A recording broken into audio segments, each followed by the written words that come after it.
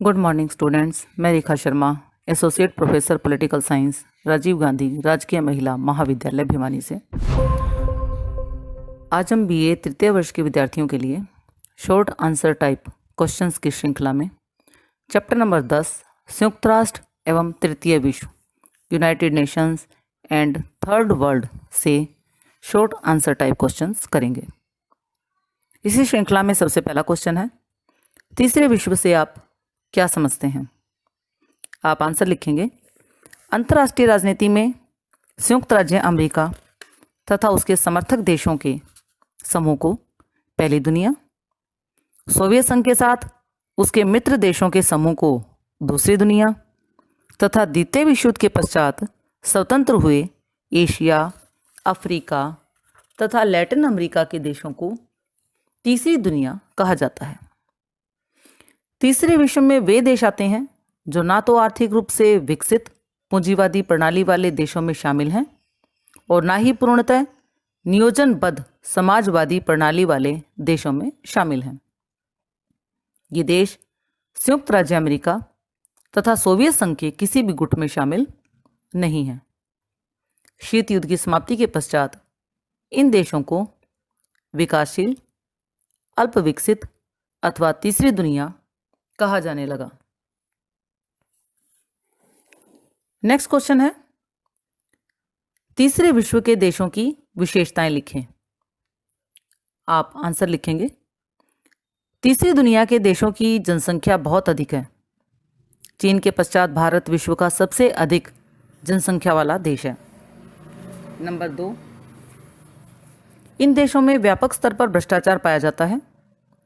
कोई भी विभाग ऐसा होगा जिसमें भ्रष्टाचार ना हो। तीसरे नंबर पर विशेषता है, इन देशों में राजनीतिक अस्थिरता पाई जाती है।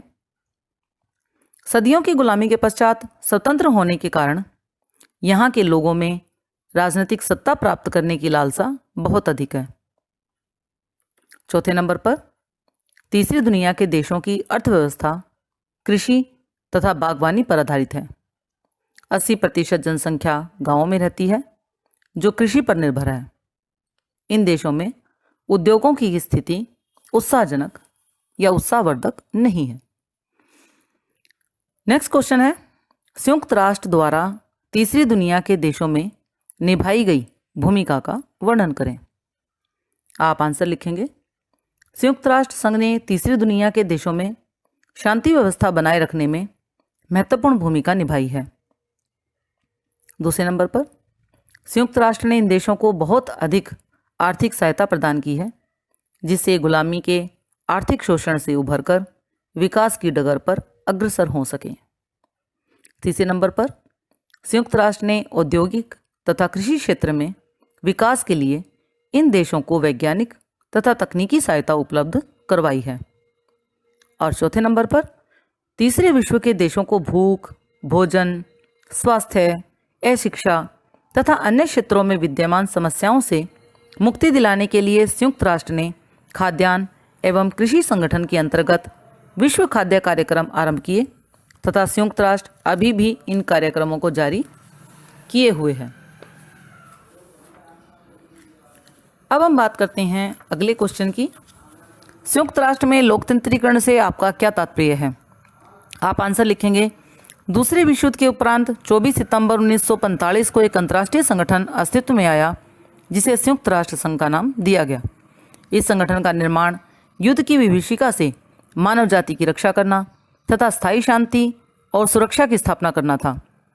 यद्यपि इस अंतर्राष्ट्रीय संगठन ने विश्व स्थापना में अत्यंत महत्वपूर्ण भूमिका निभाई है, फिर भी इसकी कार्यप्रणाली को लेकर अनेक प्रश्न उभरे हैं तथा इस संस्था की लोकतंत्रीकरण की मांग जोर पकड़ती जा रही है। ये मांग तो और भी अधिक हुई है कि सुरक्षा परिषद में स्थायी सदस्यों की संख्या बढ़ाई जाए।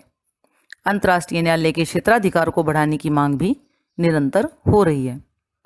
संयुक्त राष्ट्र के लोकतंत्रीकरण के समर्थकों का कहना है कि सभी देशों के हितों तथा समस्याओं के समाधान में सभी देशों का योगदान होना चाहिए।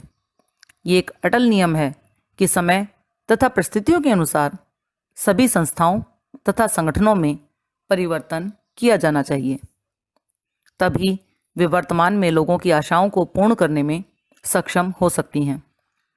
इसलिए संयुक्त राष्ट्र के लोकतंत्रीकरण की अत्यधिक आवश्यकता है। नेक्स्ट क्वेश्चन है, संयुक्त राष्ट्र के चार्टर में संशोधन की व्याख्या करें। आप आंसर लिखेंगे, किसी भी राष्ट्र अथवा संस्था का संविधान ऐसा नहीं होना चाहिए जिससे समय तथा परिस्थितियों के अनुसार परिवर्तन अथवा संशोधन ना किया जा सके। संयुक्त राष्ट्र का चार्टर भी ऐसा है। इसमें समय तथा परिस्थितियों के अनुसार संशोधन करना सरल कार्य नहीं है। इसका स्पष्ट प्रमाण है कि 73 वर्षों के इतने लंबे अंतराल में इसके चार्टर में केवल 2 संशोधन ही हुए हैं। पहले संशोधन प्रस्ताव में व्यवस्था की गई है कि सुरक्षा परिषद में अस्थायी सदस्यों की संख्या 6 से बढ़ाकर 10 कर दी जाए और प्रस्तावों को पास करवाने के लिए स्थायी सदस्यों सहित 9 सदस्यों की स्वीकृति आवश्यक होगी। दूसरे आर्थिक तथा सामाजिक परिषद की सदस्य संख्या 18 से बढ़ाकर 27 कर दी जाए। दूसरा संशोधन, संयुक्त राष्ट्र के चार्टर में दूसरा संशोधन 1971 में किया गया। चार्टर की धारा 61 को संशोधित करके आर्थिक एवं सामाजिक परिषद की सदस्य संख्या 27 से बढ़ाकर 54 कर दी गई। इस प्रकार संयुक्त राष्ट्र के चार्टर में अब तक केवल 2 संशोधन ही हुए हैं। नेक्स्ट क्वेश्चन है, संयुक्त राष्ट्र के चार्टर में अनौपचारिक संशोधनों का वर्णन करें। आप आंसर लिखेंगे, संयुक्त राष्ट्र के चार्टर में औपचारिक रूप से केवल 2 ही संशोधन हुए हैं, परंतु अनौपचारिक रूप से अनेक संशोधन हुए हैं, जो इस प्रकार हैं। नंबर 1, चार्टर के कुछ उपबंधों को लागू ना करके। दूसरा, चार्टर की धाराओं की नए ढंग से व्याख्या करके। तीसरा, संधियों तथा समझौतों के द्वारा। और चौथा, विशेष अभिकरणों की स्थापना करके। पिछले कुछ वर्षों में उपर्युक्त प्रतिक्रियाओं द्वारा चार्टर में अनेक अनौपचारिक संशोधन हो चुके हैं। नेक्स्ट क्वेश्चन है, सुरक्षा परिषद की स्थायी सदस्यता से संबंधित सुधार के सुझावों का वर्णन करें।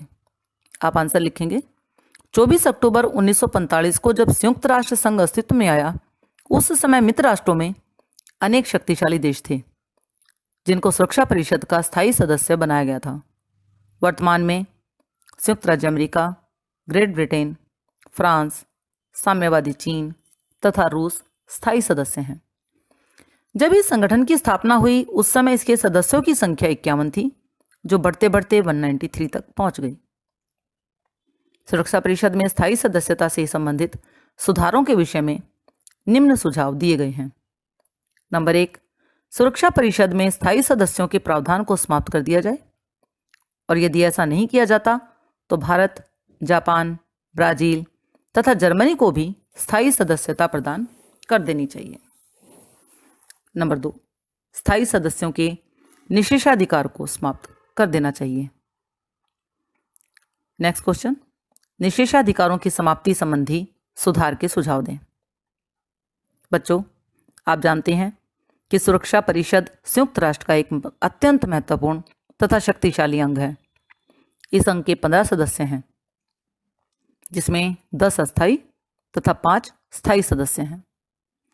सुरक्षा परिषद के इन 5 स्थायी सदस्यों को एक विशेष अधिकार प्राप्त है, जिसे निषेधाधिकार कहा जाता है। दूसरे शब्दों में वीटो पावर। स्थायी सदस्य इस शक्ति का प्रयोग निष्पक्ष होकर नहीं करते, बल्कि अपने राष्ट्रीय हितों को ध्यान में रखकर इस अधिकार का प्रयोग किया जाता है। परिणाम स्वरूप बहुत सी राजनीतिक समस्याओं तथा विवादों का समाधान करने में संयुक्त राष्ट्र विफल हो जाता है। स्थायी सदस्यों के इस अधिकार का विरोध समय समय पर होता आया है। ये मांग की जाती रही है कि सुरक्षा परिषद के इन 5 सदस्यों के विशेषाधिकार को समाप्त कर दिया जाए। इस अधिकार के समाप्त होने पर संयुक्त राष्ट्र और अधिक उपयोगी संस्था बन जाती है। बच्चों, कल हम चैप्टर 10 से शॉर्ट आंसर टाइप क्वेश्चंस करेंगे, जिसका नाम है reforms and democratisation of UN system and India's claim for permanent seats of security council. संयुक्त राष्ट्र व्यवस्था का सुधार व लोकतंत्रीकरण एवं सुरक्षा परिषद में स्थायी सदस्यता के लिए भारत का दावा। धन्यवाद।